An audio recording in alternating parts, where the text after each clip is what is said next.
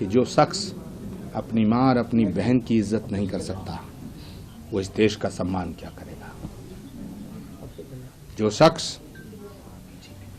अपनी विरासत को संभाल नहीं सकता वो भारत को कैसे संभाल पाएगा। मैं नरेंद्र मोदी जी के साथ हूं और नरेंद्र मोदी देश के साथ है। नमस्कार, इन खबर में आपका स्वागत है। मैं हूं आपके साथ सचिन शर्मा। कल देर रात कांग्रेस ने अपने वरिष्ठ नेता प्रमोद किचडन को पार्टी के लाइन से ऊपर हटके बयानबाजी और कई सारे ऐसी काम को देखते हुए उनको 6 साल के लिए पार्टी से निष्कासित कर दिया है।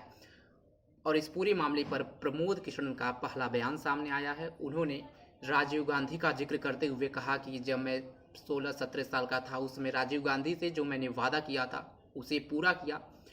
आप भी सुने राजीव गांधी के ऊपर उन्होंने क्या कहा, और साथ ही उन्होंने ये भी कहा कि कांग्रेस पार्टी इस समय मायूसी की तरह गुजर रही है, इसका कोई हला भला नहीं है। कि 16-17 साल की उम्र में मैंने जो वचन राजीव गांधी जी को दिया था वो आज तक निभाया है। कांग्रेस पार्टी में आज बहुत मायूसी की लहर है। हर कोई नेता पूछ रहा है कि आचार्य प्रमोद कृष्णम का कसूर क्या था। क्या आचार्य प्रमोद कृष्णम का कसूर ये है कि वो राम मंदिर के प्राण प्रतिष्ठा समारोह में गए? क्या आचार्य प्रमोद कृष्णम का कसूर ये है कि वो नरेंद्र मोदी जी से मिले? या आचार्य प्रमोद कृष्णम का कसूर ये है कि वो योगी आदित्यनाथ जी से मिले?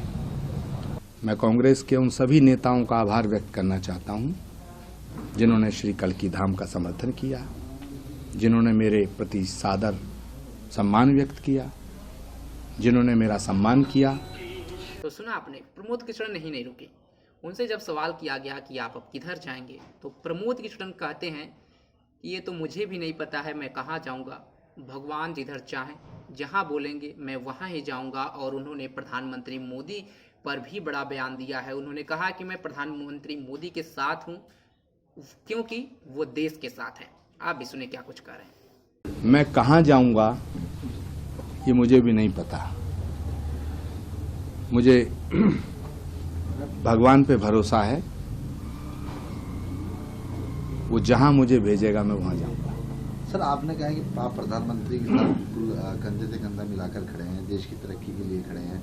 माना जा सकता है कि जिस तरह से आपने राजीव गांधी जी को वचन दिया था अब मोदी जी को दिया जा रहा है, तो ये साकार होगा पूरा? आप बीजेपी का मैं नरेंद्र मोदी जी के साथ हूं और नरेंद्र मोदी देश के साथ है। और आज इस उम्र में एक संकल्प ले रहा हूं कि मैं आजीवन नरेंद्र मोदी के साथ खड़ा रहूंगा। मैंने अपनी बातों को बड़े पवित्र भाव से रखा है। तो सुना आपने, प्रमोद किचडन नहीं रुके। कांग्रेस पार्टी का जिक्र करते हुए उन्होंने कई ऐसे बयान दिए। साथ ही उन्होंने उन लोगों का भी आभार जताया जो कांग्रेस पार्टी में रहते हुए प्रमोद किचडन का समर्थन किए। और उन्होंने कहा कि राहुल गांधी पे भी इशारों में कटाक्ष किया उन्होंने, और कहा कि जो अपनी माँ बहन की इज्जत नहीं कर सकता है, जो अपनी विरासत को नहीं संभाल सकता है, वह देश का नेतृत्व कैसे कर सकता है। देखिए क्या कुछ कह रहे हैं। मैं उन सभी नेताओं का आज आभार व्यक्त करना चाहता हूं जिन्होंने कांग्रेस पार्टी में रह के मेरा साथ दिया। लेकिन मैं सभी नेताओं से आज आपके माध्यम से एक बात कहना चाहता हूं कि जो शख्स अपनी माँ और अपनी बहन की इज्जत नहीं कर सकता वो इस देश का सम्मान क्या करेगा। जो शख्स अपनी विरासत को संभाल नहीं सकता वो भारत को कैसे संभाल पाएगा। सब अपनी अपनी जगह सोचें, चिंतन करें। राजनीति छोटी है, राष्ट्र बड़ा है। सुना आपने। आपको बता दें कि बीते कुछ दिनों से प्रमोद किचडन की बीजेपी के साथ नजदीकियां बढ़ रही थी। जिस तरह से कल्की धाम जो स्थापना दिवस है उसे मनाने के लिए वह प्रधानमंत्री नरेंद्र मोदी को आमंत्रण देने गए थे। फोटो भी सार्वजनिक किया था।